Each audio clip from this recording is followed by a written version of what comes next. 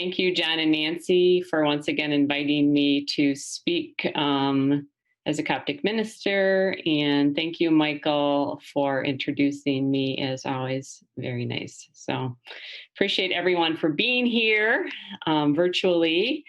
And what a wonderful day. So we could all be outside enjoying the colors, but you've chosen to be here at this moment. Hopefully you did get outside today. I walked around my neighborhood and took lots of pictures. My mother's in assisted living, so she enjoys all the pictures that I take so she can see the fall colors as well. So with that, let's get started. I'm going to talk about appreciating simple today. And the first thing, it was Rose, with your talking about being tested and COVID-19 and the pandemic. That's kind of how I'm going to start this out. And I started a list of COVID gains, I call them, things that are positive that have come from the quarantine, the pandemic, the isolation. And I just want to read through those slowly, and then we'll get into the talk. For the talk today, I have drawn upon a lot of the writings and teachings of Hamid Bey, which is what I usually try to incorporate into my talk. So I'm going to intersperse those throughout my talk. But let's start with the COVID gains. And if any time, I like to, especially with the virtual talks, but even my other talks at the center, I like to have interaction and engagement. So feel free to speak up. I'm going to ask questions after each point. And if you feel like speaking, feel free to do that. If you just want to ponder it to yourself quietly, that's fine as well. So you get to choose, but I would love to have some thoughts and some discussion. I like to call this leading a discussion as opposed to a talk. So with that, I'm going to start with the COVID gains. The things I've gained from COVID, and you may have a list of your own, but if you don't, I would encourage you to spend some time in meditation and think about what you have actually gained from this time period, because it's, hopefully a once in a lifetime situation. So the first thing I've gained is time, being home more. I'm gaining more time to do the things I need to do around the house. Attention, awareness, health, priorities, focus, courage, resilience, gentleness, and I think Rose or someone talked about gentleness, patience, strength, release, but most importantly, I've gained simplicity. And it's been a real focus during this time frame to really slow down and simplify our lives. I have a life with a husband that traveled frequently and was gone weekly and gone internationally, and he has not left Grand Rapids since March. So a little different. And I have the two teenage daughters, have had lead very busy lives with after school activities and such. And simplicity is really the key word that's coming to me lately. And so I wanted to talk about appreciating simple. We tend to take simple for granted in this country, especially, and really don't value that. So what does Hamid Bey have to say about simple? The first reading I'm going to have is from lesson 101, and it's kind of a prayer. So if you want to kind of take a prayer moment, prayer position, maybe close your eyes if you're comfortable with that. And I will read from lesson 101 what Hamid Bey has to say about simple. It says, "Come forth, O Father, and make me worthy of thy loving care. Enlarge my capacity. Let me grow so true, so humble, so simple, that I am ready to wear the robe of the next degree." So here he talks about leading a simple life raises your consciousness. Whereas we think if we keep accomplishing all these things and gaining all this stuff and having all these moments of getting things done, that we would reach the next level. But Hamid says it's the opposite, counterintuitive to what our society tells us. And from lesson 115, he says, truly it is very simple to choose the healthy, happy way of living. The whole secret is to have complete realization of our spiritual identity, our oneness with God. So this speaks to living a happy and healthy life is actually simple. And it's about realizing our own true identity of who we are as children of God, and that we are truly one with God, and hence one with everyone and everything, nature, other human beings. And, we're lacking this right now. We're seeing the turmoil that's out in the world, and we really need to be reminded of this simplicity. Any thoughts on what I've said so far before I go further? I like it. So it resonate with where you're at right now? Makes sense? So the thing I like to do is like little acronyms. If you're aware of some of my talks, I like to spell out the word. And that's why in my talk, it's appreciating simple is capitalized. So the first letter is S. And for S, I have spend less money on wants and spend more on essentials. So we spend a lot of money on what we want. But do we really need that? And what do we really need to survive? We need shelter, we need water, we need clothing, we need warmth. But aside from, food, obviously, but aside from those things, what do we truly need for survival? So I've re-engaged in a budget. I'm using the one that's from Dave Ramsey called Every Dollar, just to track what we're spending and how we're spending it on, if we're being intentional and conscious of, how we're spending our money, which is a representation of our time. I think we should do that. Spend with awareness. So are you aware of what we're spending? Having a conscious awareness of what the cost is to the environment, to the people that have made the product, or the service for that matter. Just having that awareness more than anything, instead of spending things randomly, whether you need it and where did it come from and how did it affect the people that made it and how did it affect the environment, just things to think about. And then spend less time on activities you don't enjoy. I'm in my mid-50s now, and I'm really protective about doing things that make me joyful and bring joy to my life. And I can say no now, which in my 20s and 30s, I was pretty much, yes, I can do that, and then I would burn myself out. Now I'm very conscious and very aware about how I spend my time. And so the question I ask for you is, what activities could you spend more time on that could bring you joy? Everyone, I think a lot of people saw my hiking pictures from yesterday at Lake Michigan and north of Ludington. We found some trails that I'd never been on. That's really bringing me joy right now, is hiking. Since I can't be in a yoga studio, I'm really enjoying just being outside and in nature and knowing that time is going to be limited because of that white stuff that's coming. So what are some activities that bring you joy? Anyone want to speak to that? Painting. What are you painting, Nancy? Well, my latest fun project is paint pouring.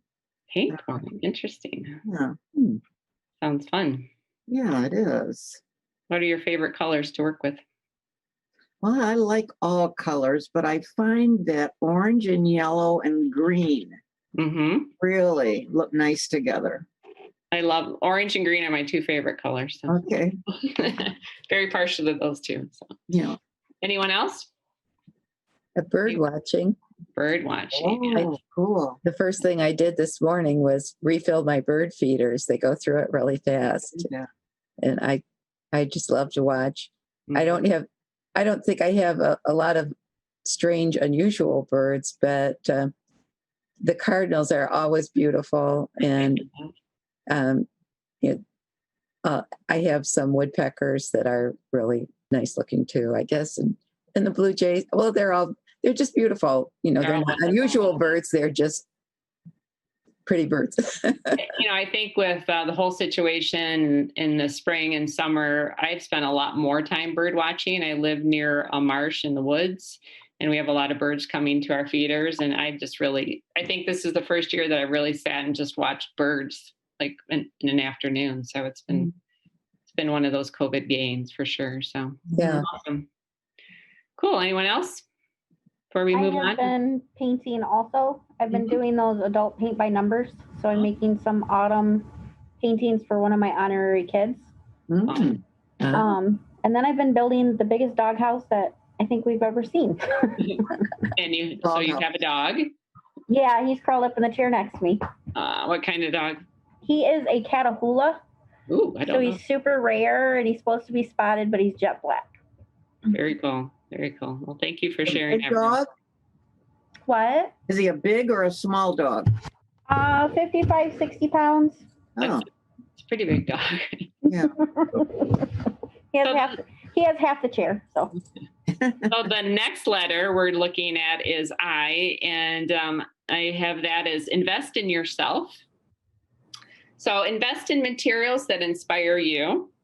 Like I like to listen to the Minimalist now. I found them just recently, and I've been listening to them. But invest in items that add value to your life. So there's, audiobooks. I've recently returned to the library and checked out quite a few library books. So there's a lot of things you can do. There's obviously Hamid Bates' lesson is something that is really good to invest in yourself in. I also teach self-mastery, which I didn't mention to Michael for the introduction, but we cover a lot of the self-mastery lessons. So that's another thing where you can invest in yourself. So anyone want to talk about some things they like to do to invest in themselves? Reading or audiobooks or anything like that, or any book that they've recently read or listened to that's been inspiring?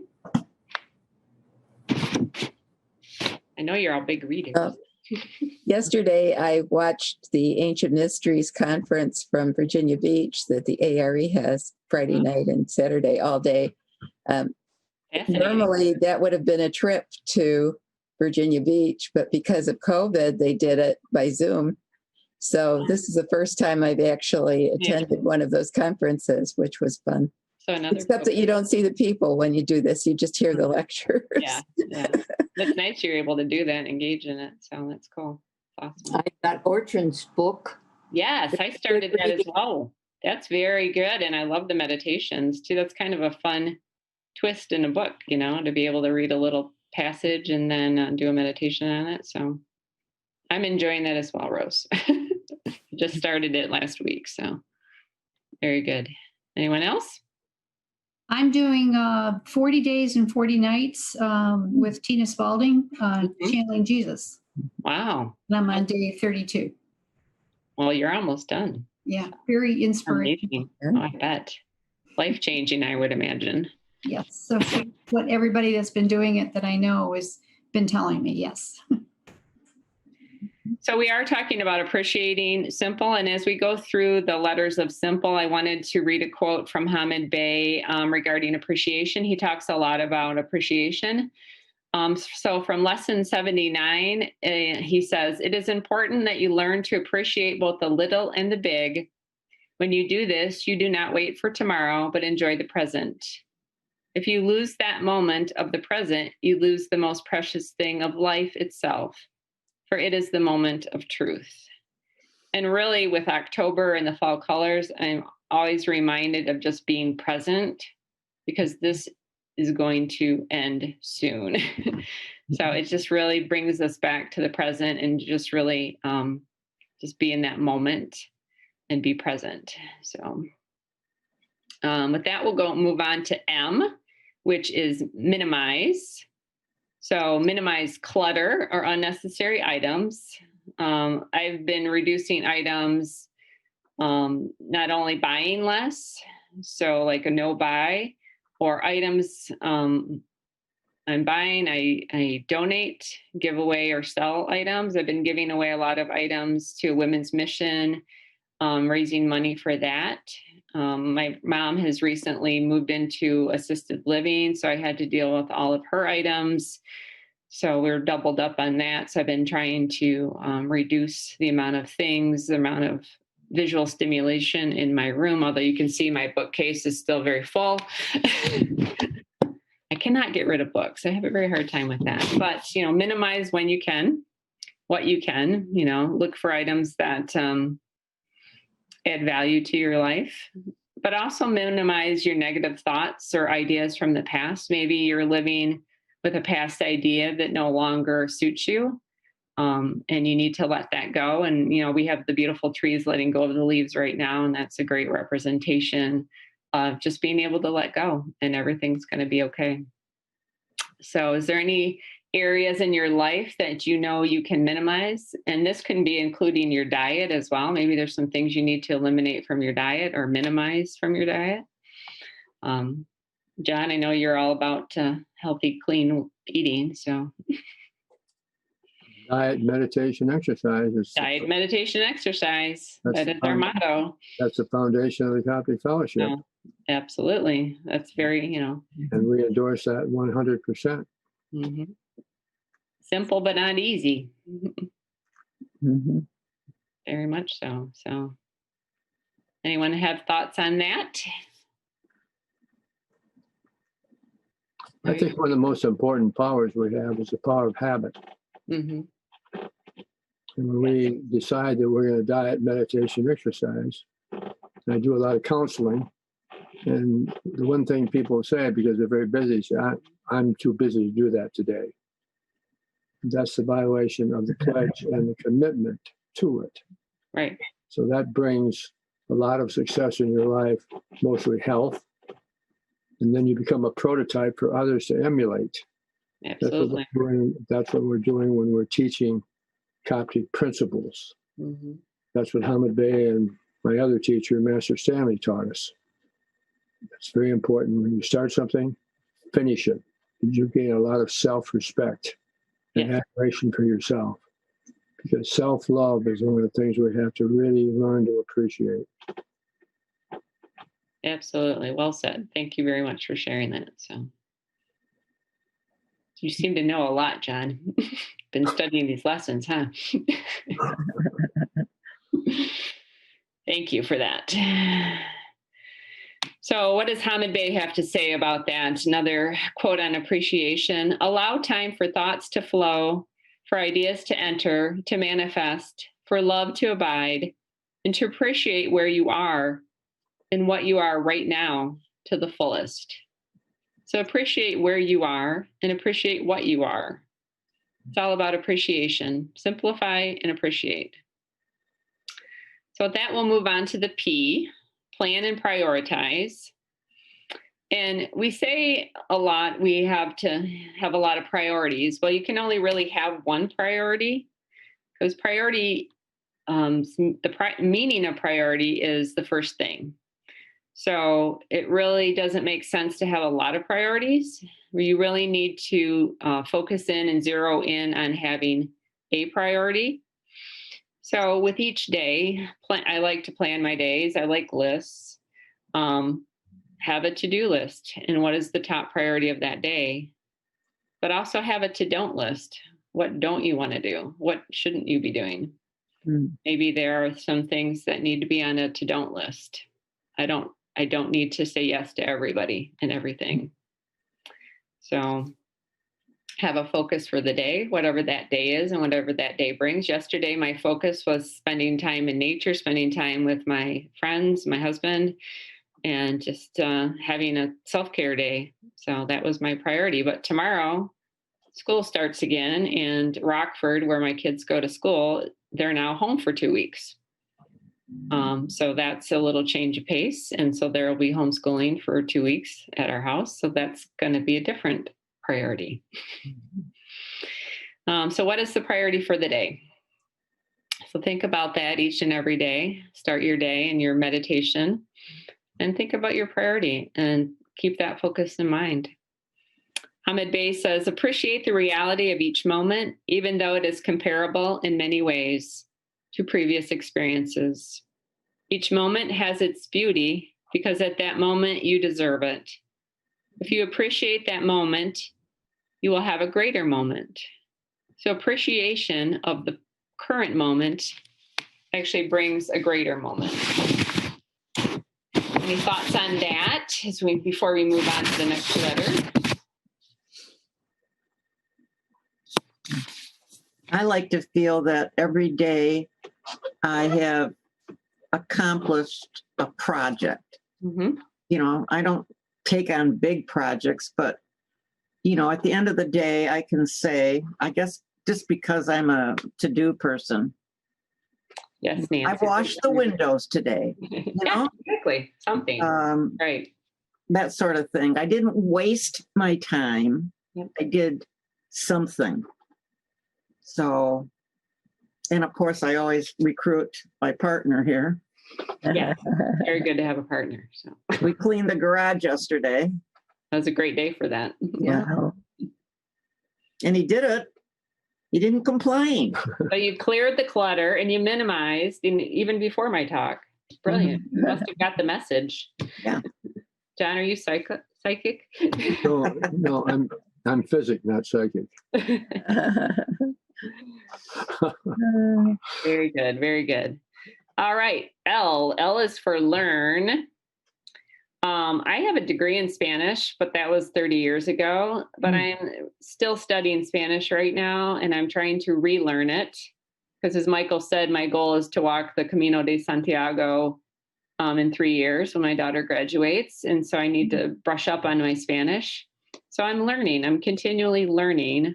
I used to play tennis, and now I'm decided to play pickleball. If anyone's played pickleball, it's kind of like tennis. But I'm learning how to do that. So just, you know, always be a student. Coptics are very much about learning new things and learning from Haman Bey and his teachings and learning about self-mastery. It's always good to just be willing and open to learning. So, is there anything that I'll ask you if there's anything that you've always wanted to learn? Maybe a language, maybe a sport, maybe an art form. I don't paint, but I might want to learn that someday. So any thoughts on that? Is there anything that anyone's always wanted to try but hasn't tried yet? French. I'm going to learn French. I'd like to learn how to play chess. Oh. But I don't, you know, have anybody that I know that knows how to play chess. I can play it. I don't play it well. I've never won a game. My daughter, who's very good at it, has beat me every time. So. But I understand the moves, but I'm not good with the strategy. So. Before my sister died, she was teaching me how to play. Oh, okay. Yeah. John, you got to take up chess, dude. I'll start tomorrow. Your wife wants you to play chess. Come on. Okay. Do you know how at all? That's my goal tomorrow. Do you know how to play? Your goal, your priority. That's your priority tomorrow. Plan and prioritize. Is that something you think you can self-teach yourself? Chess? Uh-huh. Yeah.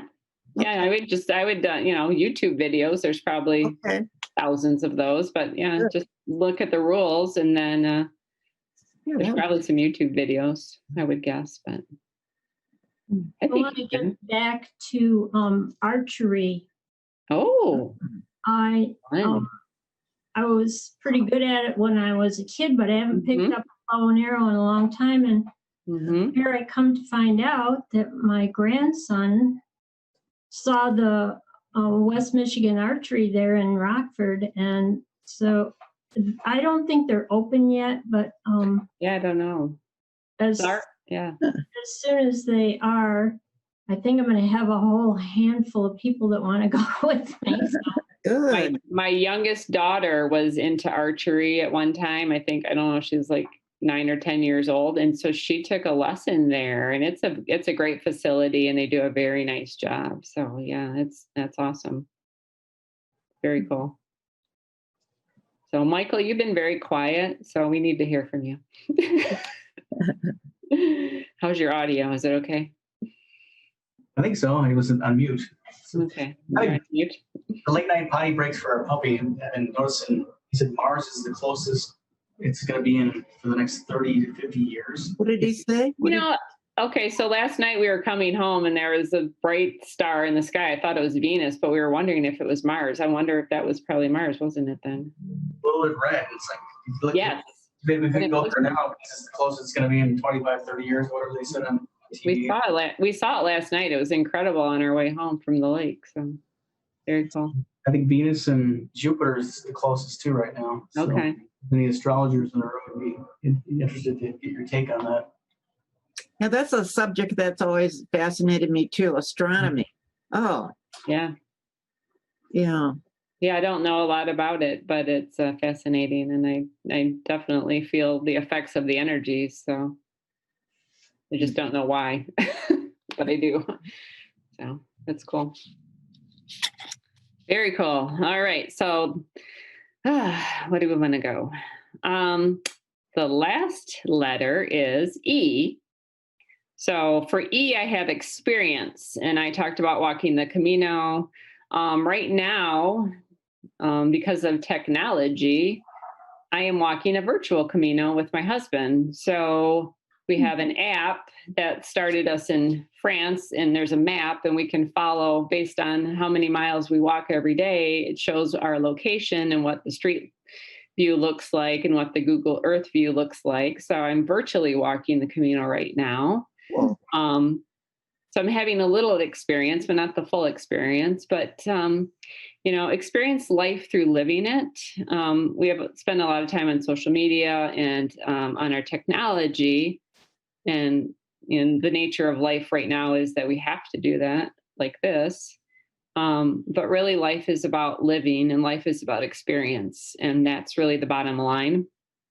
So challenge yourself to experience, perhaps one new thing a week or a new thing a month, and push through your comfort zone. So for me, doing a virtual Zoom meeting is not my comfort zone. I'm an introvert by nature. And, this one, John asked me to do this the first time. This is my second time, so it's a little better. But, I had to plan and prepare, have my young techno daughter help me out, making sure everything was okay. But, push yourself through your comfort zone. And, you might find that it's something you really like, or it's enjoyable, gives you a lot of energy. And I really actually do enjoy having virtual talks with you and leading these discussions. So it's very nice to see everyone's face that we, since we can't get together. So what is it that pushes, some people might think this is easy. Michael, you might think this is a piece of cake because you're used to being up in front of people, but works. Or Alan's very good at it too. Yeah. Actually. So one of my last quotes from Hamid Bey is lesson 258, and it says, if you from this very moment start to look a little deeper, taking a little more time to observe and appreciate, a new world will open up for you, a world that you never saw before. We all live in the same world, yet we all see a different world. Mm-hmm. And that's very evident right now. Mm-hmm. So to remind you of the words for S, spend, invest, minimize, plan, learn, and experience. And the final words from Hamid, no matter what height you reach, socially or intellectually, always keep yourself simple and humble. And with that, I say, namaste. Thank you. Thank you. Wonderful. You might hate to do this or feel uncomfortable. Hate it. Yeah, you don't feel comfortable doing it, but you're a good teacher, Susan. Yeah. Very good. Yeah. Thank you. I like putting the talks together. That's where I really like to do, but actually presenting them is a little more challenging. You do a good job. Excellent job. Sure do. Thank you. Appreciate that. Thanks for you. taking the time to. It's a wonderful place to be able to do this because I know you all support and love me. So absolutely. I'm not going to throw any tomatoes or anything. So that's good. And we're in agreement with your view. And we are.